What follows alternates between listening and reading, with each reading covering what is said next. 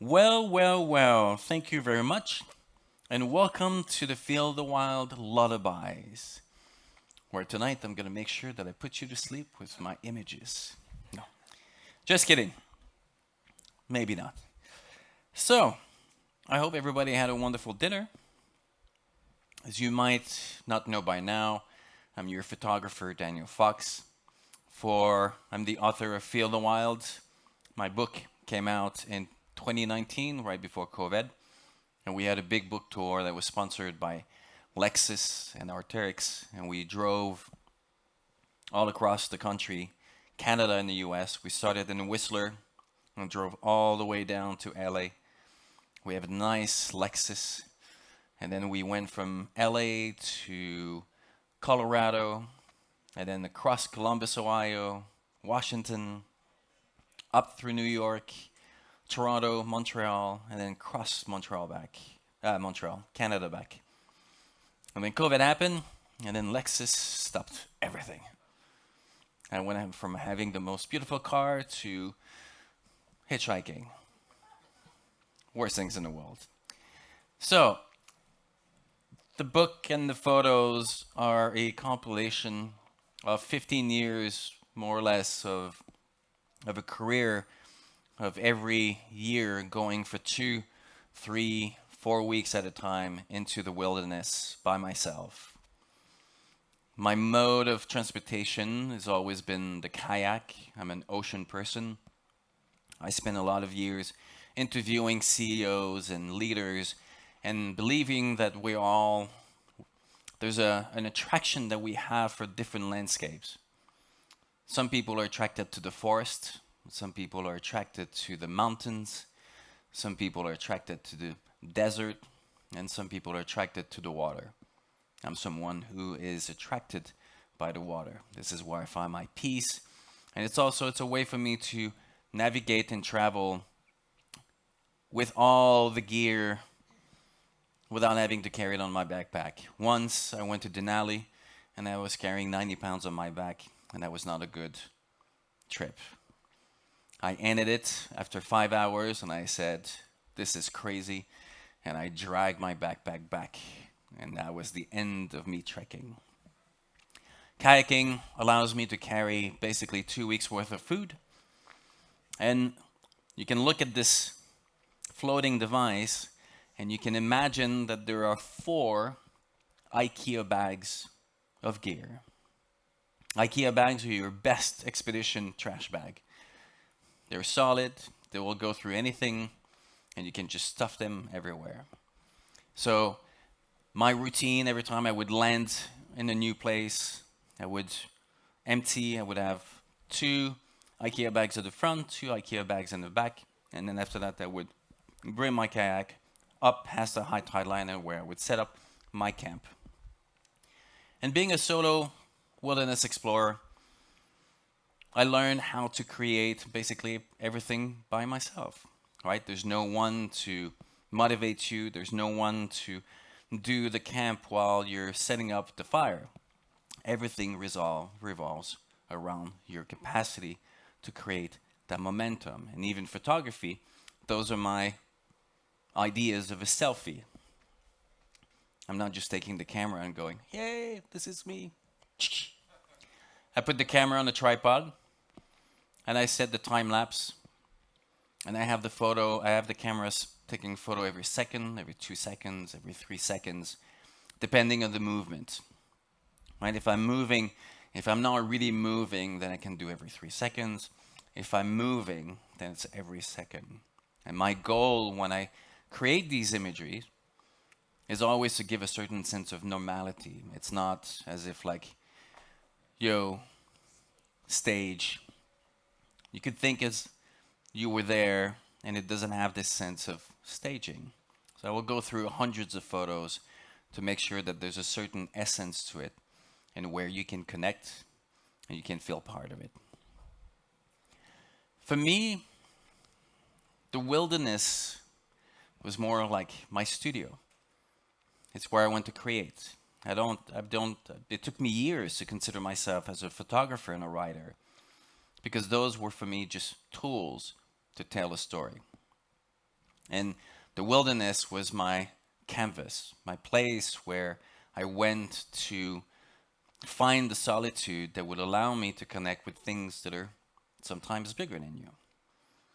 And I would invite you to think of, all right, so some of you have been with us for several weeks. Some of you have been with us since Nome. But most of the dynamics that you've experienced on this ship has been between all of you, right? Between the people that you meet, between the conversation at dinner, with me, sitting at the table. But imagine if you were taking that same time on this ship just by yourself. And every day you would get to experience the ship with a different perspective. You would start to notice little sounds, the way that it moves, the way that it behaves, details, right? You would walk down the same corridor that you did for over and over, but then this time you go and say, I've never noticed this thing. Well, the same thing happens in nature, in the wilderness. When you go by yourself, you allow yourself to open your eyes to the unseen, to these forces that exist, but usually we don't create that space. So I'm going to go through some of the experience that I've had, some of the lessons that happened through my time as a solo wilderness explorer. And now, obviously, I'm not doing the hardcore solo in the wild. First of all, my wife would not allow me. I'm getting gray, and Seabourn pays a lot more than my sponsors. This is a photograph that I took. I was coming back from the Mendenhall Glacier in Juneau, and paddling back from the glacier, there was this iceberg on a lake. And I noticed there was a little glare from the sun, and there was kind of, oops, what is there?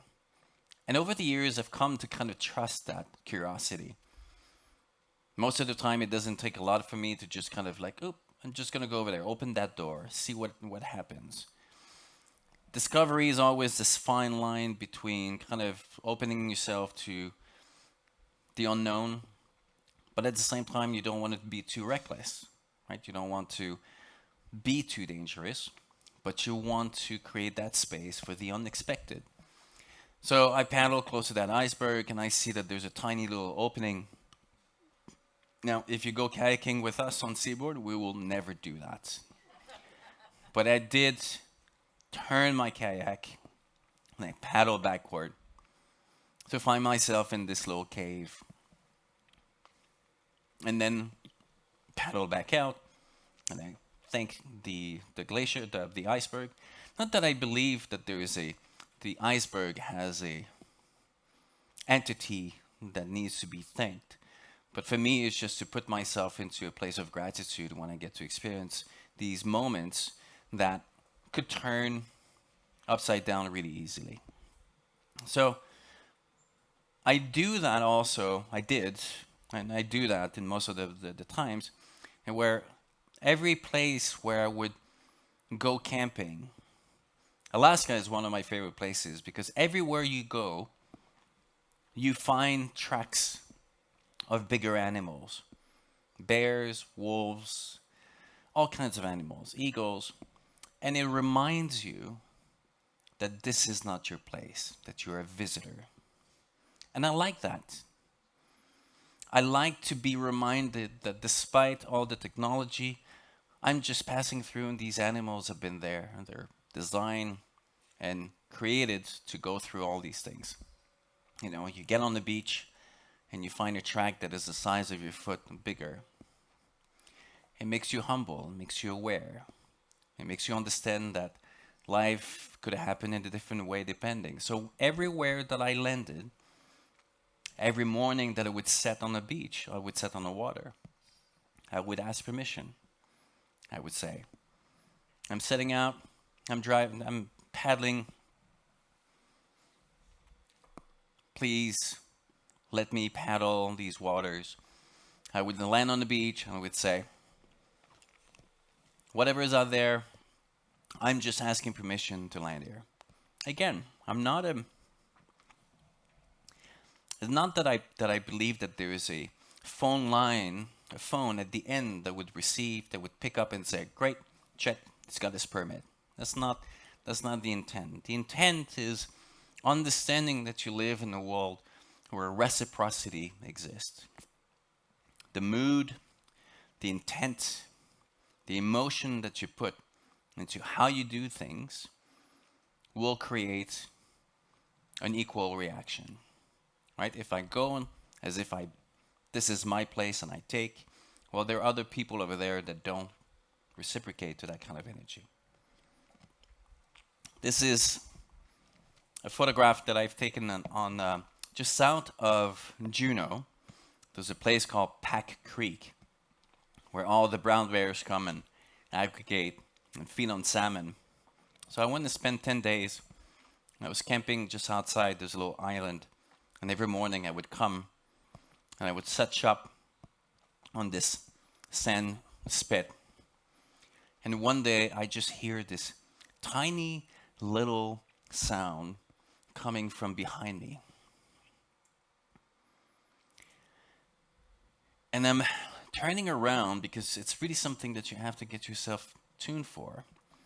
And I'm waiting for a raccoon to come out, a squirrel, a marten going to the shore. And this massive bear came out. First of all, the thing that came through my mind was like, how is it that something so big makes no sound? But there I was. And he came, his nose up in the air, totally uninterested in me. It was low tide. There was much more calories waiting for him. And there's a thing that I've learned when you deal with wildlife, and it's the same thing when you deal with your animals or even with your children. Fear has a smell. Insecurity has a smell. Stress has a smell. Anxiety has a smell. The power that I have in those moments and just to make sure that I don't give up to these feelings. Because there's a lot of dominance and hierarchy that happens. If you go to a bar at 2 o'clock in the morning, a lot of guys have been drinking and they're all feeling each other, right? No one is going to go fighting just for the fun of it. In the wilderness, you have the same kind of informal communication that happens. And if you show not weakness, but your sense that you're dominated by anxiety and by fear, these are territorial animals, and they will come and make sure that the dynamic is understood. But this bear smelled nothing and just turned around and went and have a big lunch. If you have the chance to go to the big island of Hawaii, how many of you have been to Hawaii but not the big island? Go to the big island. It is by far my favorite islands because of the diversity of landscapes that you have. But more importantly, you have the lava field. It is the place where I have experienced in my life the biggest contrast in the viscerality. No, well, the eclipse is one of them, but this is another one. Where you go during the day and you're walking on this land that is twisted, desolate, torched, everything, like you look at this little piece of grass that is growing and you go, how is it that life can grow out of these places? Shards. My foot went through one night when I was coming back and I cut myself. Apparently you have to give a donation to Pele with your own blood. Well, sure did bleed my way to Pele. But so you go to this place, the eeriness of it, and you think that if when you're there, life is done. But then you go back at night, and what you see is the glow of all these cracks. And you realize that this place is not about destruction. It is the beginning of creation. What I'm witnessing is not a desolate place. what I'm experiencing is the blood of the earth and the very beginning of how everything starts. So it brings you back to a moment in time where everything was so primal. So if you have the opportunity to go to the Big Island of Hawaii, please do so. It is a monumental experience.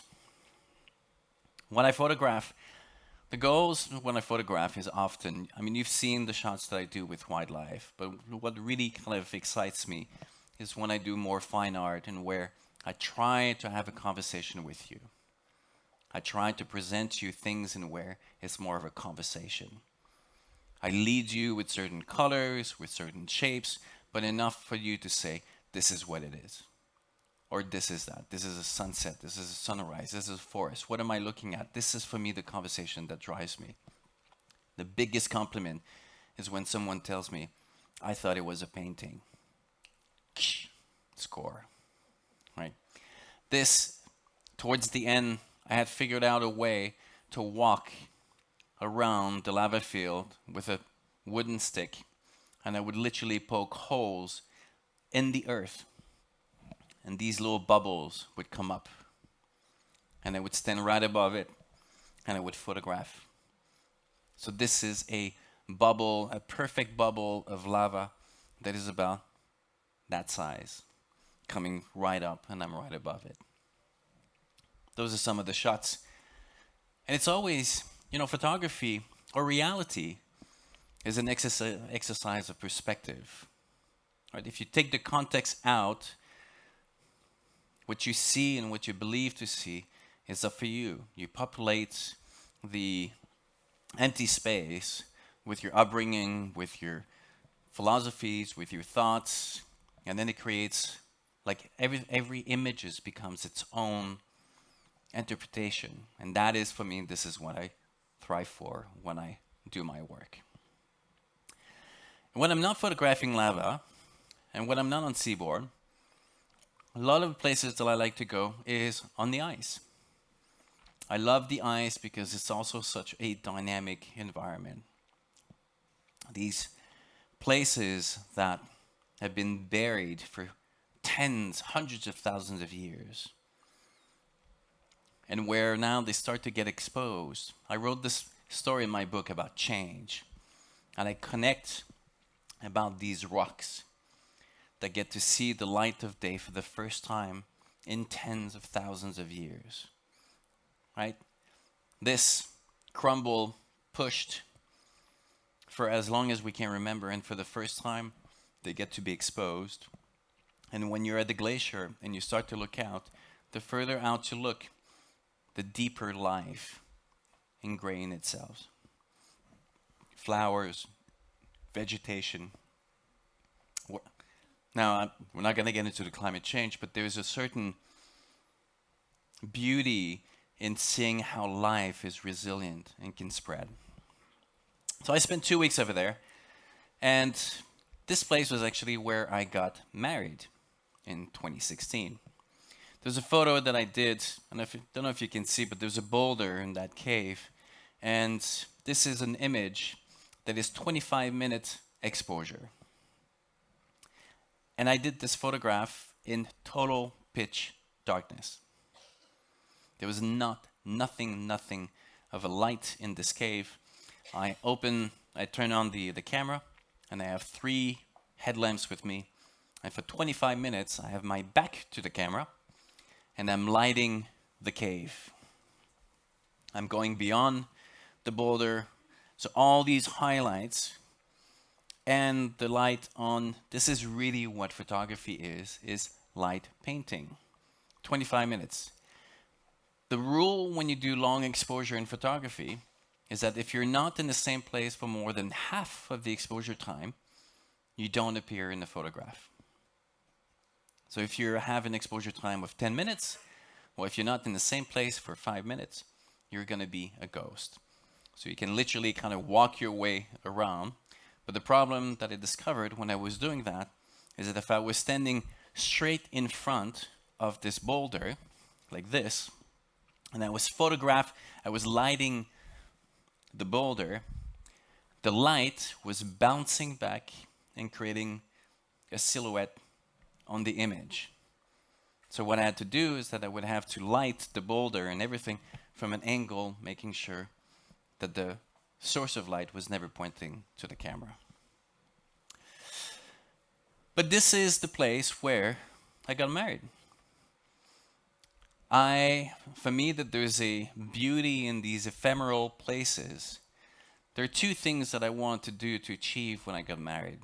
I told my wife, I want a place by the water, because I shared with you I'm a water person, and I want a place that would be ours and ours only. I'm someone who likes to create my own boundaries. I like to create value. I like to have to do things that are ours, that no one else can come and claim. I had a friend in Whistler who said when we were having dinner, he said, you know, Dano, that I do ice cave tours. I'm like, ice cave tours? Water? Ephemeral. So we went over there on October 1st, 2016, and got married in the ice cave. We had our dog, it was just us. We flew in a helicopter, and it was just this moment that belongs to us and in our memory, because the cave is gone. And I will show you, this is, I think you can kind of see the resemblance with the red shoes, right? Look at my wife, totally committed to it, holding her wedding dress. We have our guide, we have our minister, and we go down. And when I went back 2 years later, the ice cave was gone, it had moved, and it was always understood that this place would move. It was by the way that the glacier was moving. And for me, there was never any sadness to it other than the fact that this is exactly what I anticipated. It took me a day. I'm looking around with my phone. I'm looking at the photos. I'm looking at the landscape. I'm trying to figure out how to line up. And I did find the rock over here is the rock that she's standing on. The place where we're going is where we're coming down right over here. And you can see the loss of glacier in 2 years. This is when we look up. This is a rock that we stand on, and as we look up. Is it good? Is it bad? We're the one creating a judgment. Now, like I said, I don't want to get into climate change. I think that we have plenty of other negative impacts to motivate our need to change. But when it comes to these dynamic ecosystems, whether it's good and whether it's bad depends on what side of the equation that you sit on. Life continues to evolve, and we have to understand our role to play into it, but I don't think that we have to get into a place of blaming and guilt-driven, because that leads nowhere. When I photograph animals, I don't like to hide. For me, the camera is not the purpose of what I'm doing there. The purpose that I'm trying to accomplish is to have an interaction, a moment with a creature that has successfully carved itself a niche in evolution. Right? They're no better or worse than I am. They're not a wild animal. I'm not. The human, we're two creatures caught into this life of survival, trying to protect the things and the beings that we care. So when I have these moments, for me, the camera is more of a witness to capture two creatures that happen to find themselves in the same place at the same time. So I don't hide from them. I will sit down so that I'm not a threat. I'm at their eye level. I speak to them, not because I think that they understand my voice, but they understand the intonation, the vibration, the intentions. In the same way that earlier we're talking about how fear, anxiety, stress has a feeling, where your voice carries those feelings. So when I'm out there and they don't know who I am, the only power that I have is to broadcast my intentions. Right? I'm on that stage Someone could be around the corner over there, behind the wall, and they could create themselves a picture, an image. They could even, without seeing me, feel like, am I an asshole? Am I a good person? Am I someone who stress anxiety? We do that every single day, even at work.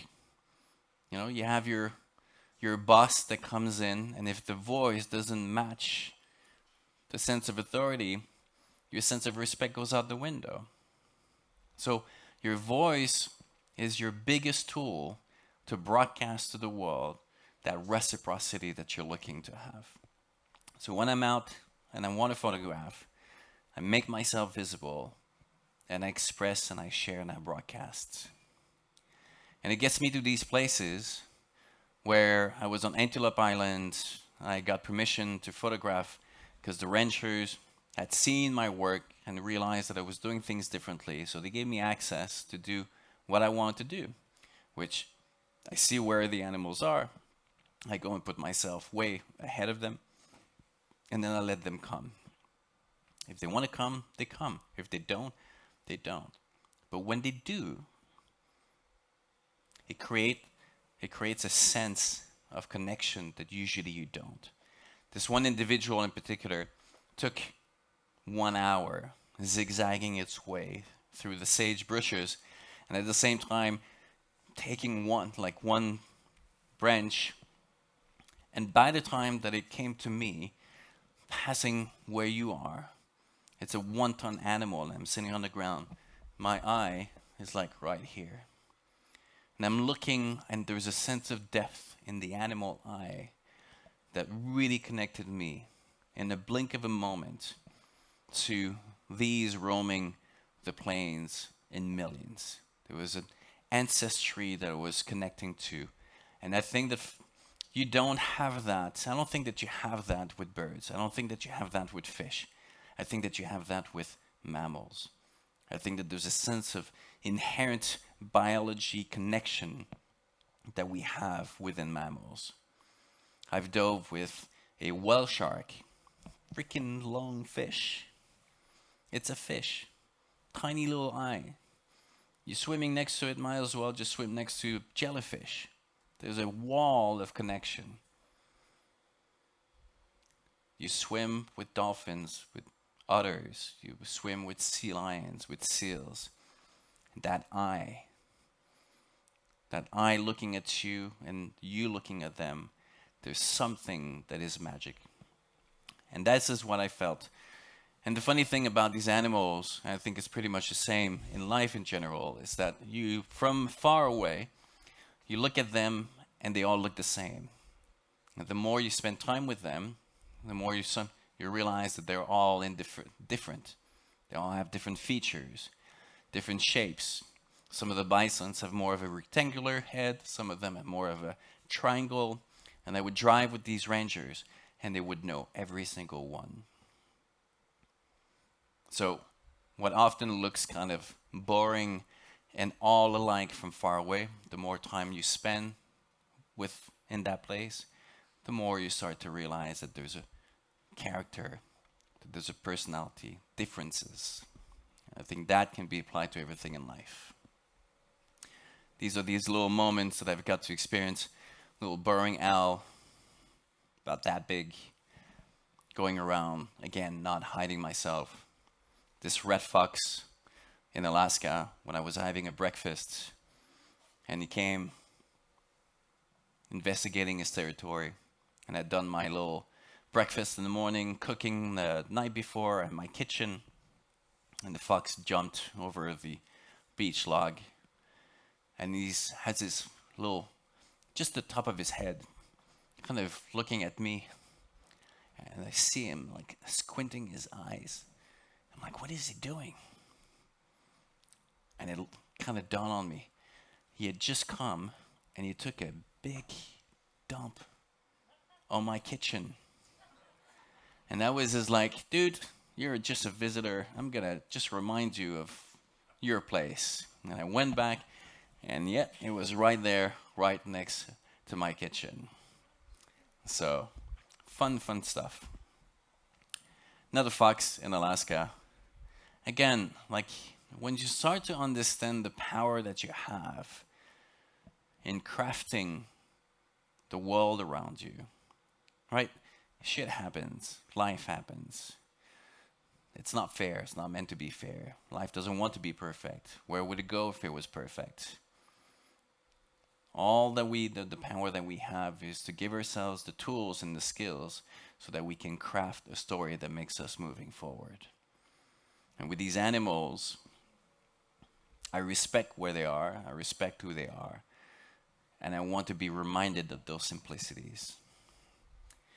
So I'm just going to share with you two stories quickly. So when I went out on expeditions, my workflow was kind of like going with the weather and with my gut feeling, and kind of, because when you're by yourself, you can't be as risky as you are when you're with others. You have no one watching your back, so you have to be really careful.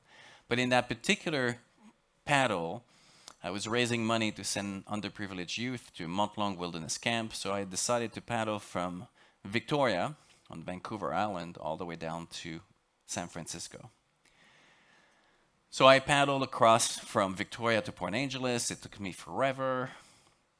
You're looking at these tankers that are coming. It's like, oh, it's really far away, and then you realize they're like right on top of you.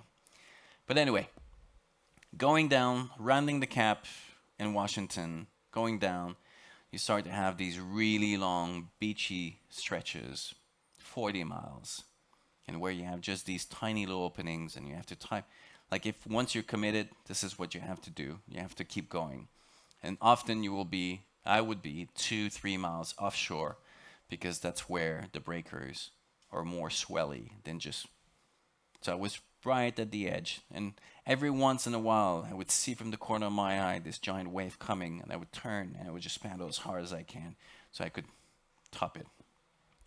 But after Astoria, the forecast was not really great, but I had a window, and also I had to get back because all my time windows were getting smaller and smaller. So the plan, after getting out of Astoria, I don't know if any of you know about that area, but it's a graveyard of the Pacific. You have all these currents that come out. And the idea was just to paddle out. And the jetty at the Columbia River is 2 miles out before you can even decide to go down. So paddles for 2 miles. And at that point, there's a big smoothing swell that is really pleasant, but by the time it gets to the beach, it turns into a wall of destruction, which is fine. I mean, I've been in places like this where at the beginning of the day with the tide and the wind, and by the end of the day, everything has changed. Sometimes it works, most of the time it works. So I decided to continue down to Seaside. 8 hours later of paddling, things have not changed. It's still a wall of destruction, and there's no way that I can get myself back to shore. I know that there's a few hours further down. I get right before Cannon Beach, and then there's a little bay, Indian Cove, that would protect me from the swell that was coming from the northwest. So I start paddling, and now my breakfast is really long gone. I've been snacking my way through the day, and then I don't have any dinner. So I'm paddling in the night, bioluminescence, shooting stars, and there's like a fleeting moment where I'm thinking, if I have to paddle through the night, this is the most amazing time I can do it. I round the point, and somehow the swell is wrapping around and hitting that cove with that same kind of fury that was doing everywhere. And all I'm looking at now is everything is pitch dark, and I just hear thunder everywhere, and I have my little GPS that kind of like transform all this into this like two-dimensional bizarre reality, like a little triangle. This is where you are. And this wave comes out of nowhere and capsizes me, breaks my paddle in two, manage to come back up, capsize again, and now I have to wet exit. I do Sorry. I go back in, and the man grab my paddle, my rescue paddle, and I paddle as hard as I can out of there. And I proceed to empty my cockpit with the pump. But now it's starting to get tricky. And the forecast that I was hoping not to deal with now has arrived. I have 20 knots wind coming from the south. It's not going, taking me away from the shore, but it's making every attempt of like kind of making some headway null. So now I've been paddling for 13 hours. I've capsized, broke a paddle, darkness, and the wind is coming at me. And I look to my left, and I see this little campfire on the beach. And it seems so innocent and so disconnected. Because I'm looking at the campfire, and I'm looking at the houses in Cannon Beach, and I'm imagining the families kissing their children goodnight, having a glass of wine, and having no idea of what's happening in front of their little city. It's one thing to be isolated into Antarctica, Greenland, and the Arctic and being by yourself. It's another thing to be so close and yet so far. I've lived in New York City for 7 years, and I know some people who have never felt so more lonely, but then in New York City, because you're surrounded by people and yet you're alone. So I knew, because I had capsized, and I knew that like now that I had just gotten a chill, I had to figure out a way to get back to shore. In the worst case scenario, had the wind pushed me offshore, I would just ditch everything and swim back. My life is not worth the gear. But because the wind was coming from the south, there was a couple of cards that I had in my game. So I asked permission. Again, we go back to that place of taking a moment to be humble enough to say, right, these are these dynamics that are bigger than me. I'm gonna go. And I start paddle, and I hear this rumble behind me, this crescendo of terror. And the wave literally fell and broke my kayak, broke my paddle, and this was the result. As I had to terminate my my paddle, my fundraising. We did succeed in sending these teenagers to a month-long wilderness camp, but that event in particular was the end of the trying to achieve that paddle.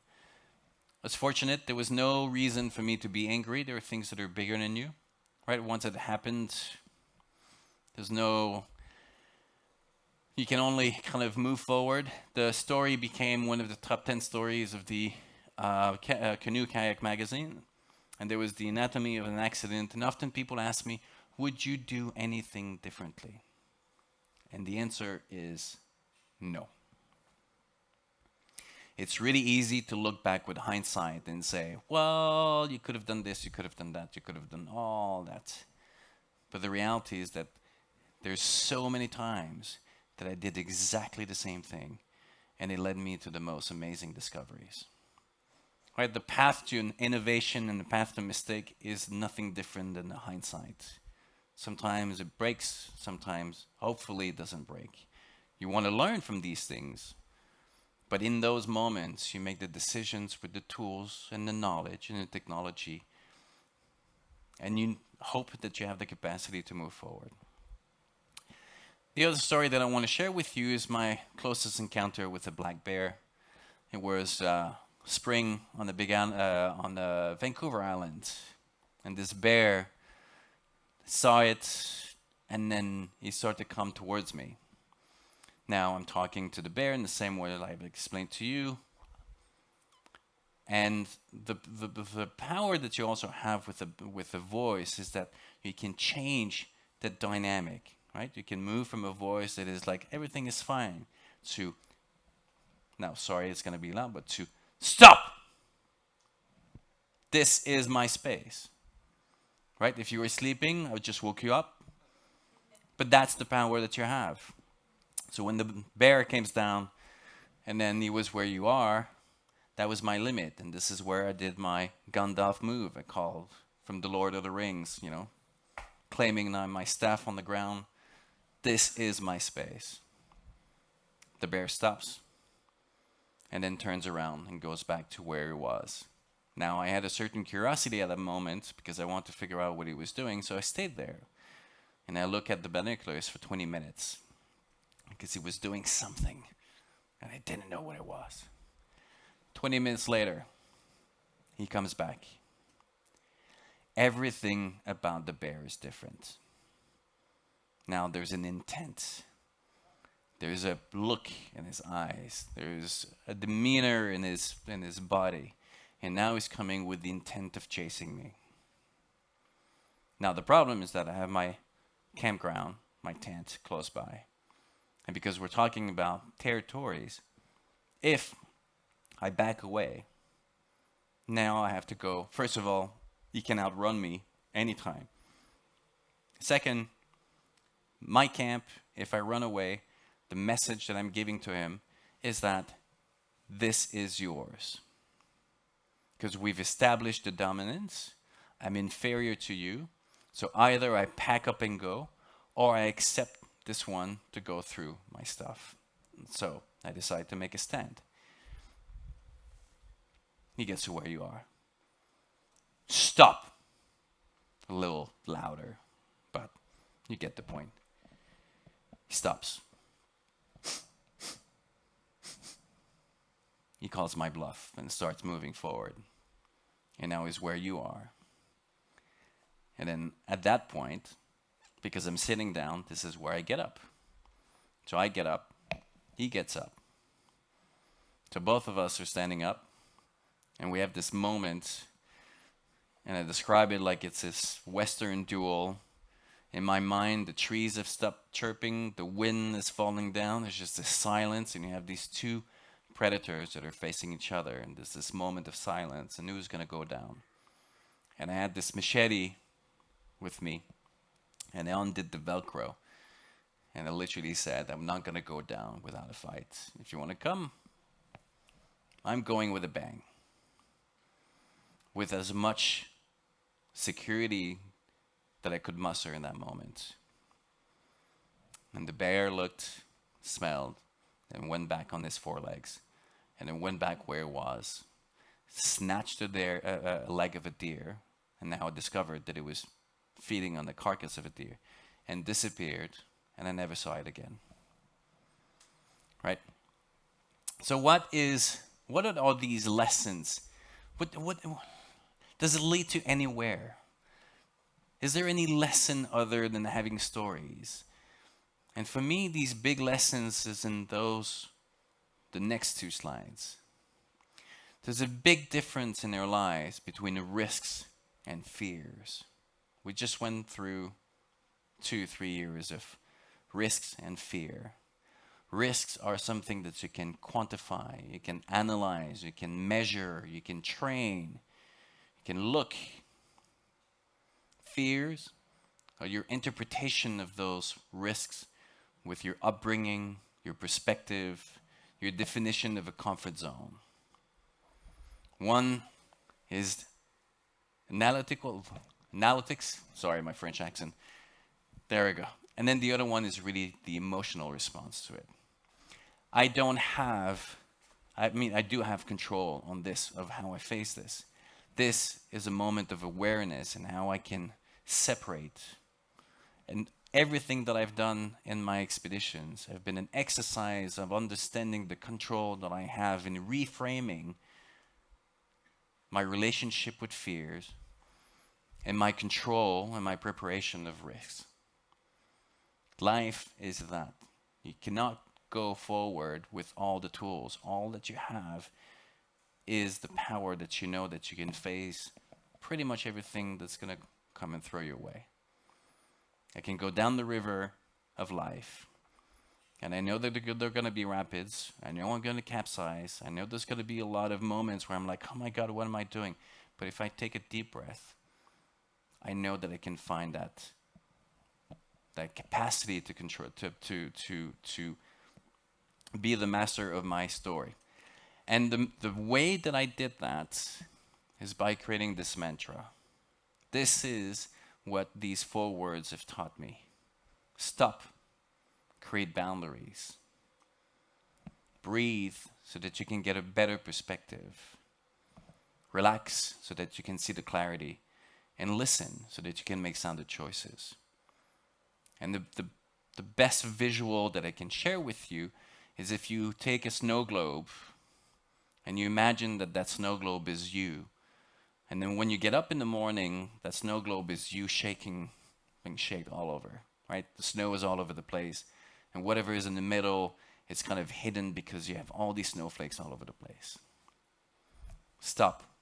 You take the snow globe and you pull it on the table. Breathe. Take the time for all these flakes to come down. Relax, see the clarity. Now you can see what's in the middle. And now you can decipher the noise from these solutions. Stop, breathe, relax, listen is about the capacity to not to let the events define who you are, but to use the events to become who you want to be. And it allows you to obviously do these kind of things where you understand the power that you have, getting into the water or getting into arguments where you feel the emotions rising up and you go, take a second. What am I reacting to? Is it me? Or is it something else? But it gives you the capacity to move through life with more mastery of the elements around you as opposed to be at their mercy. So, a big, big thank you. I will be